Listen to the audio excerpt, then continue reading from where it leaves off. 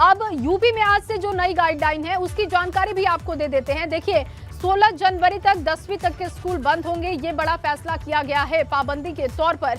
इसके अलावा 11वीं और 12वीं के जो छात्र हैं वो वैक्सीन के लिए स्कूल जा सकते हैं। उन्हें थोड़ी राहत दी जा रही है क्योंकि 15 से 18 साल की उम्र के बच्चे वैक्सीनेशन के लिए अलाउ किए जा चुके हैं। इसके बाद रात 10 बजे से लेकर सुबह 6 बजे तक नाइट कर्फ्यू होगा और 1000 से ज्यादा केस वाले जिलों में पाबंदियां और सख्त कर दी गई हैं। यहां पर क्या सख्ती है वो भी हम आपको बता रहे हैं। जिम, स्पा, थिएटर 50% क्षमता के साथ खुलेंगे। बैंकेट हॉल, रेस्टोरेंट भी 50% क्षमता के साथ संचालित किए जा सकेंगे। शादी समारोह के लिए इंडोर जगह पर 100 से कम लोग होंगे, ये हिदायत दी गई है, ये सख्ती बढ़ाई गई है। तो आज से जो नई गाइडलाइन है उसका पालन आपको करना होगा। अगर आप लापरवाही बरतते हैं तो फिर आपको जुर्माना भी भरना होगा। रात 10 बजे से सुबह 6 बजे तक नाइट कर्फ्यू रहने वाला है, इसमें परिवर्तन किया गया है। इसके अलावा 10वीं तक के भी स्कूल 16 जनवरी तक बंद होंगे। तो अलग अलग जगहों पर इस वक्त स्थिति क्या है, हमारे 3 सहयोगी मौजूद है। इस वक्त हमारे साथ अविनाश जुड़ चुके हैं दिल्ली से, बलराम पांडे नोएडा से मौजूद है और साथ ही साथ शैलेश अरोड़ा हमारे साथ लखनऊ से मौजूद है इस वक्त। सबसे पहले अविनाश, मैं आपका रुख करूंगी क्योंकि एक तरफ बैठक भी होने जा रही है इसी के, लेकिन दूसरी तरफ जो हम देख रहे हैं खतरा, 90,000 से ज्यादा मामले एक दिन के हैं।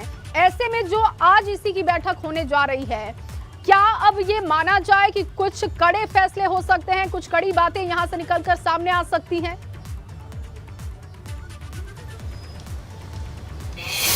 देखिए जय, अगर बात करें तो चुनाव आयोग को स्वास्थ्य मंत्रालय अपनी ओर से ब्रीफिंग देगा कि कोरोना के केसेस किस तरीके से देश के अंदर बढ़ रहे हैं और कितनी गंभीर स्थिति है, इसको लेकर की ब्रीफिंग देगा।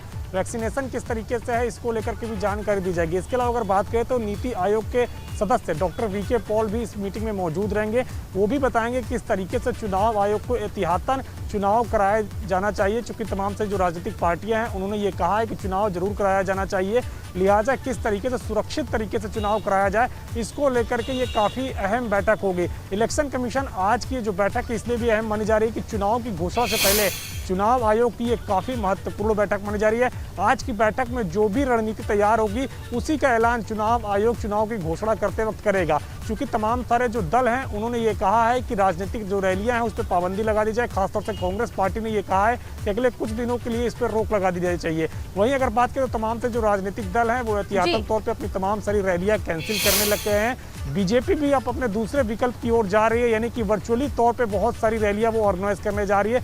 तो ऐसे में बहुत मुमकिन है जब आज स्वास्थ्य मंत्रालय के साथ बैठक हो तो रैली लेकर कोई दिशा निर्देश जारी कर दिया जाए। हालांकि पूर्णतः पाबंदी करेगा चुनाव आयोग, तो जरूरत है और कई जगहों पर ये सख्तियां अब शुरू भी हो चुकी हैं। उत्तर प्रदेश, उत्तराखंड की अगर हम बात करते हैं तो आप तीनों हमारे साथ बने रहिए, आगे भी आपसे अपडेट लेंगे। फिलहाल कुछ जरूरी जानकारी है अपने दर्शकों को दे दे, क्योंकि अब जिस तरीके से खतरा बढ़ते जा रहा है उस पर सख्ती की जरूरत। लेकिन उत्तर प्रदेश में 7 दिन में 10 गुना रफ्तार ये कैसे बढ़ा, ये भी जान लेते हैं। हर रोज मामले निकलकर सामने आ रहे हैं, आंकड़े क्या कहते हैं इस पर नजर डालना बहुत जरूरी है। 29 दिसंबर को 193 मामले रहते हैं, जबकि 30 दिसंबर को ये आंकड़ा 251 हो जाता है। 31 दिसंबर की अगर आप बात करते हैं 383 आंकड़ा पहुंच जाता है। 1 जनवरी को 572 ये आंकड़ा, 2 जनवरी को 592, 3 जनवरी को इसमें बढ़ोतरी होती है और ये 952 पहुंच जाता है, जबकि 4 जनवरी का आंकड़ा आप देख रहे हैं 2038 मामले हो जाते हैं। तो किस तरीके से ये रफ्तार बढ़ी है उत्तर प्रदेश में, उसकी जानकारी हम आपको दे रहे हैं। हर रोज ये मामले बढ़ते जा रहे हैं और अब जो देश भर का आंकड़ा है उससे आप अंदाजा लगा सकते हैं कि इस वक्त कोरोना संक्रमण की रफ्तार किस कदर बढ़ती जा रही है।